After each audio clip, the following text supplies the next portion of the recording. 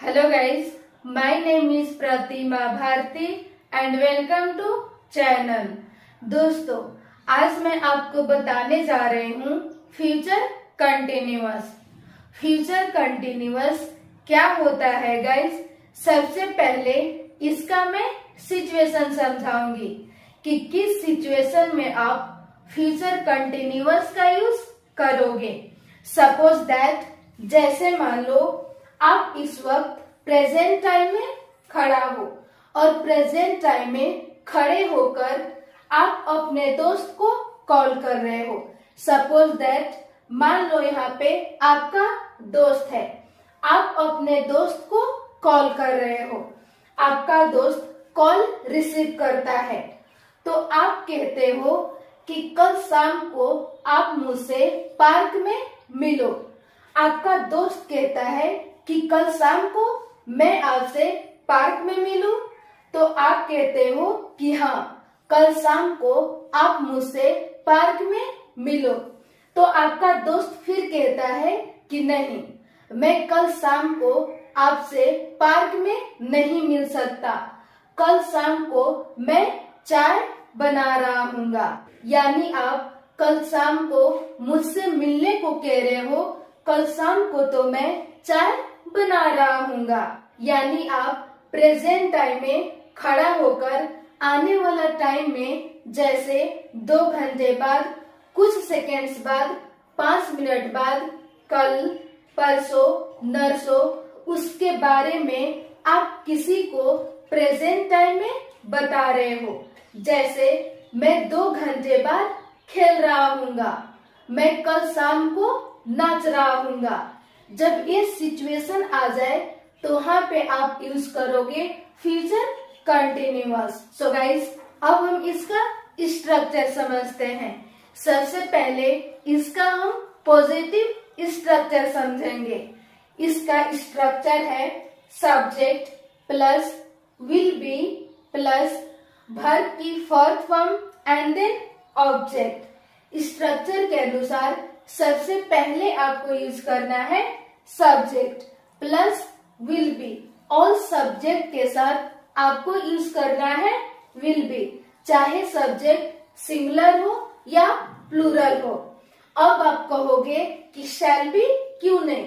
तो shall be यहाँ पे क्यों यूज नहीं होगा, मैंने पिछले वीडियो में बता दिया है। प्लस वर्ब की fourth form plus object. For example, कल शाम को मैं खेल रहा हूँगा, तो सबसे पहले यूज करना है सब्जेक्ट और सब्जेक्ट है आई। फिर इसके बाद विल बी प्लस वर्ब की फोर्थ फॉर्म और वर्ब है खेलना यानी प्ले, और प्ले का फोर्थ फॉर्म प्लेइंग। कल शाम को टुमारो इवनिंग,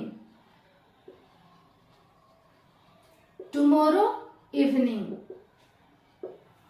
कल शाम को मैं खेल रहा हूँगा, I will be playing tomorrow evening. Next, 2 घंटे बाद वह पढ़ रही होगी, तो सबसे पहले यूज करना है सब्जेक्ट और सब्जेक्ट है वह यानी शी। फिर इसके बाद विल बी, फिर इसके बाद वर्ब की फोर्थ फॉर्म और वर्ब है स्टडी और स्टडी का फोर्थ फॉर्म स्टडिंग।